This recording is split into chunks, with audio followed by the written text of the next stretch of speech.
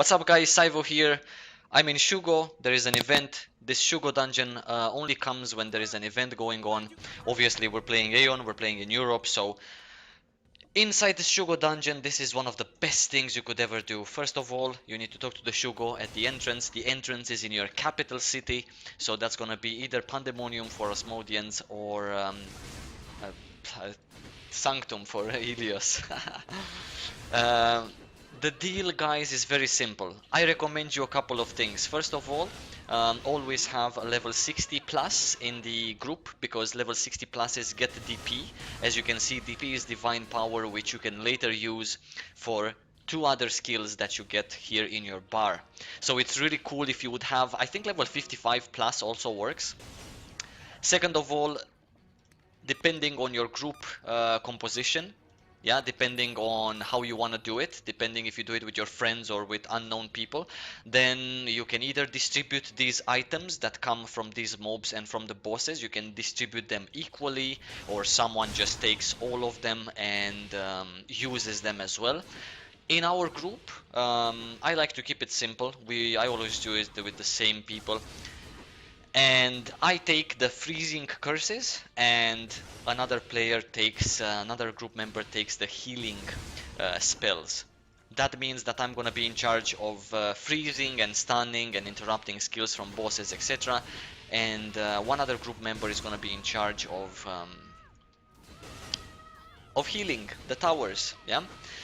As you can see, after waves of mobs, there comes a wave that includes a boss as well. We call it a boss, it's not actually a boss, it's just a higher ranked mob.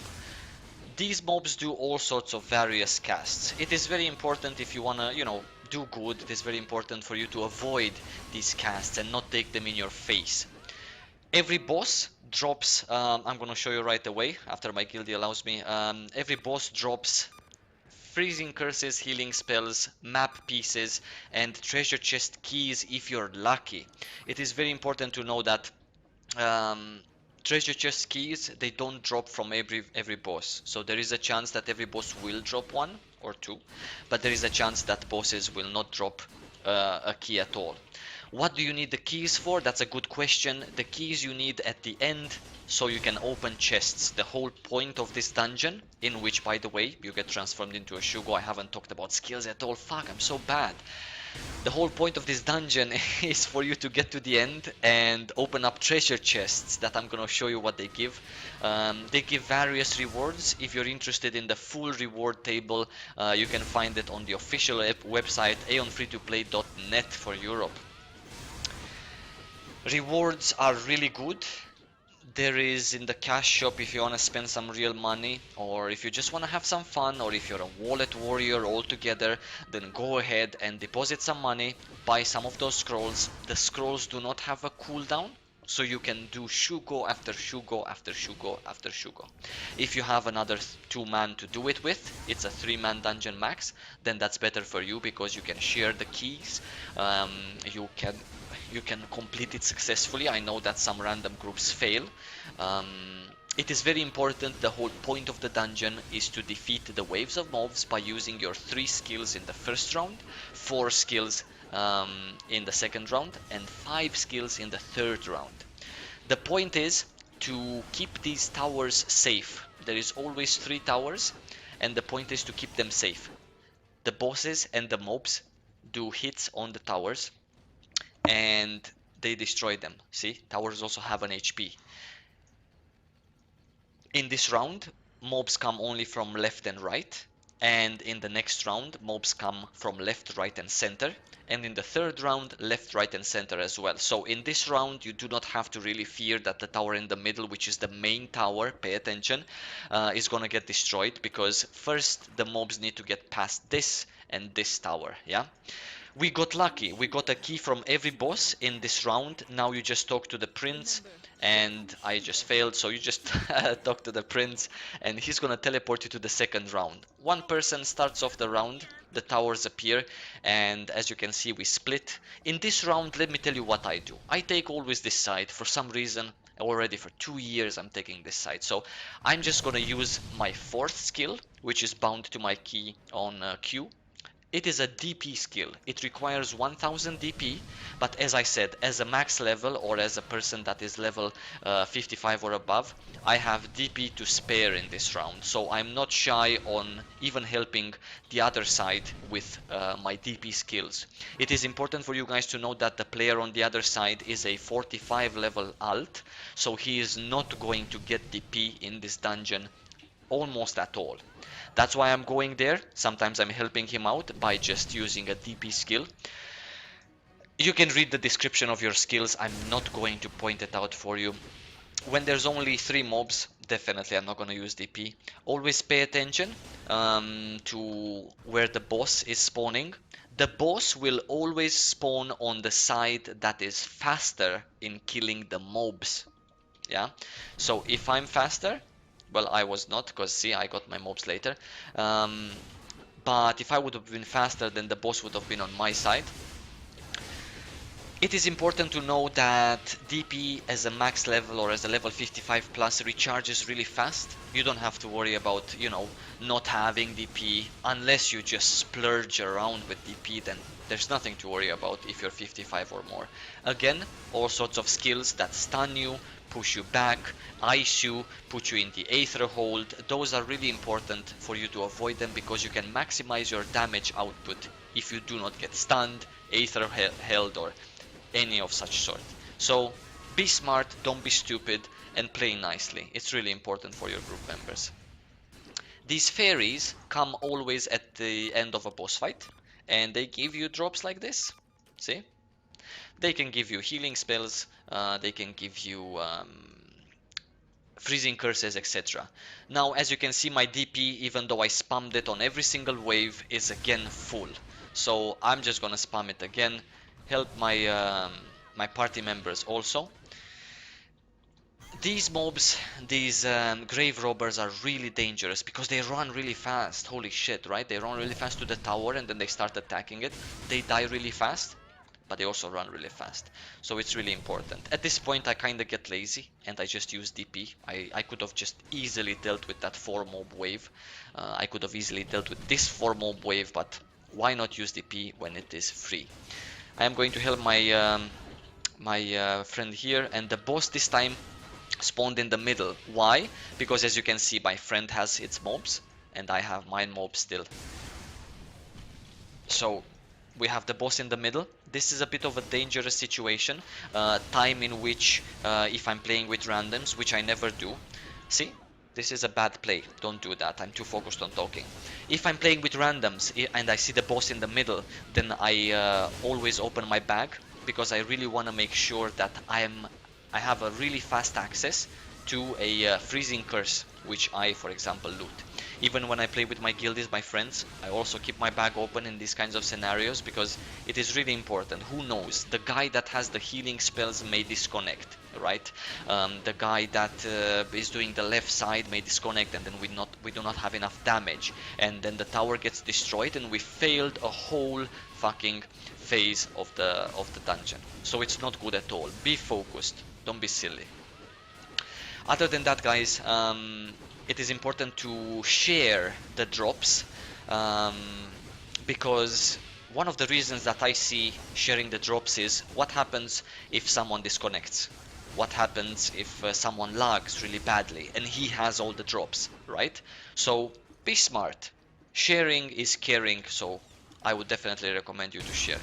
Now, these little fairies, they don't really drop anything. The big ones do. Sometimes I don't even bother killing them. You do not need to loot the bosses right away, so don't be greedy. Better focus on the waves, even if the corpse is there, because you do not need. The loot stays in the corpse at least until you finish the run, if not longer than that. Again, a key, so we're super lucky this run. And a couple of healing spells, etc. I always pass the healing spells until the person that loots them has a full inventory of healing spells, yeah? You talk to the Shugo again. This was round number 2. Round number 3 looks different, and as you can see, I get another skill. Quick description of the skills, since we're here. Um, First one does an AoE damage to 2 targets. The second one is a single target high DPS skill. The third one is a 4 target large AoE. The fifth one, the purple one, is a DP skill that does damage over time. Pretty much damage, I would say. Now, these mobs have higher HP pool, right? The Kral generals. So one AoE from the purple skill will not kill them. Keep that in mind. I either need to do some attacks or I need to do 2 AoEs, one after another. Not one right after another, but one after the other one expires. Keep in mind, there are any mobs from little mobs to bigger mobs. They have different HP pools, so keep in mind how you kill them. Again, fairies at the end of one wave phase. It is important to get the big ones. If the fairy reaches 4th and back, the fairy disappears and you do not get the loot from it. So kill it fast. In the second phase of the third round, mobs come from this side.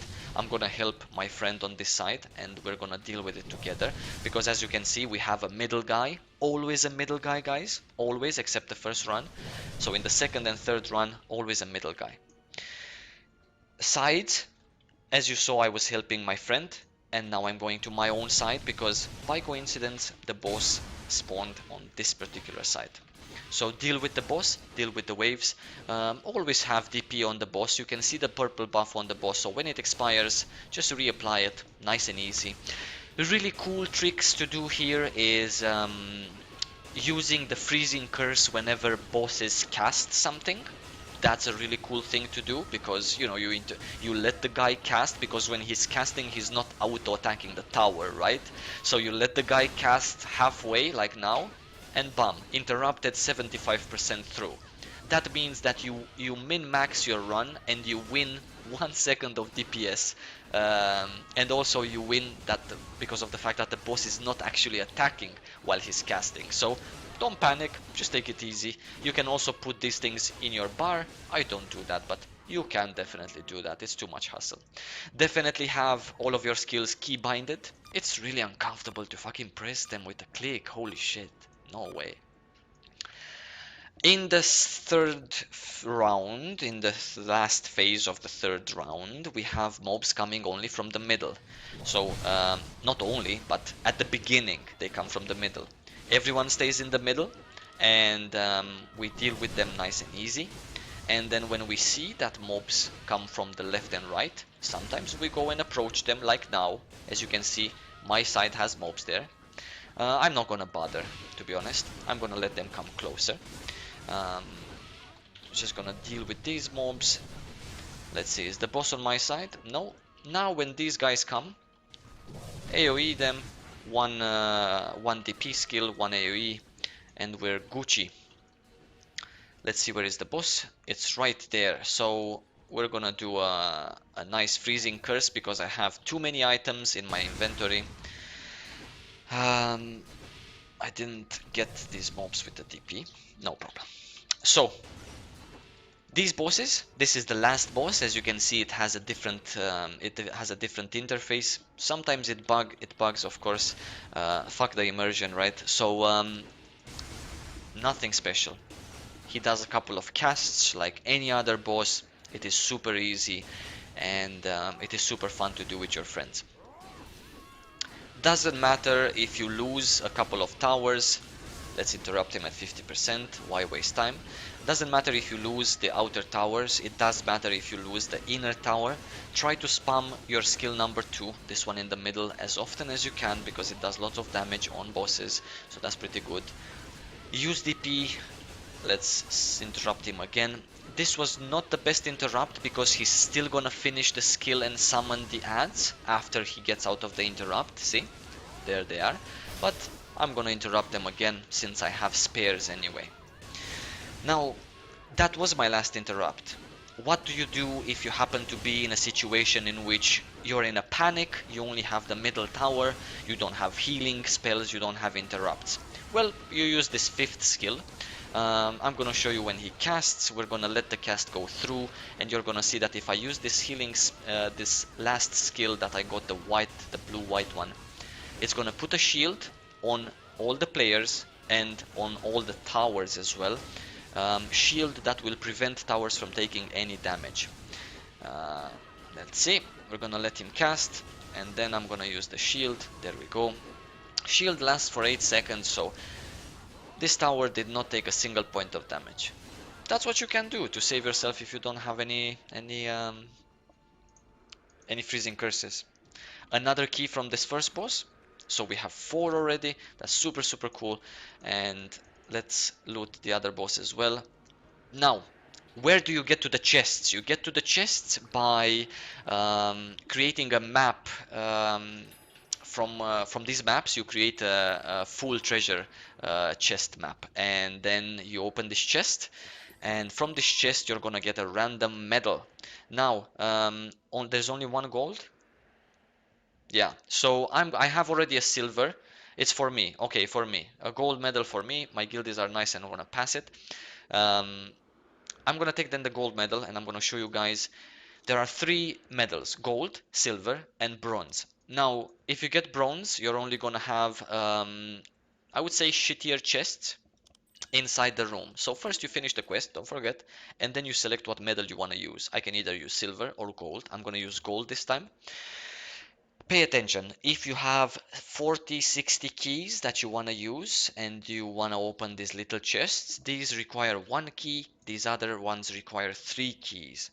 So at the moment I have 5 keys. I'm going to open, for the sake of this video guys, I'm going to open 2 small chests, which are 2 keys, and I'm going to open 1 big chest as well, so you can see what you get, what is different. So lots of Abyss relics, which is really good, because Abyss points are important as well. Premium recovery serums and Seranium medals I got from this chest. Whoops, too many items I'm carrying. Let's get rid of some stuff. The sad thing is that these things, sometimes they don't stack in your bag. Let's open a big chest, but you can stack them, of course, by dragging them on top of each other, yeah? We got 2 Seranium medals and, of course, better Abyss relics, only crowns. So it is really nice to open. It is really nice to open these big chests. So that's really cool.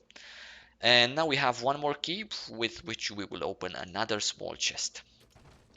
1 Seranium medal, another premium recovery serums. This is really good. This improves the marketplace a lot, and this makes people be better by using better pots. So props to the developers for putting that in. Anyway guys, lots of love. Spam this event, buy reset scrolls, make yourself a January present. Deposit 100 euros, 1 million euros, and do Shugo. I do it every day with all of my characters. Level 45 plus can enter. Keep that in mind.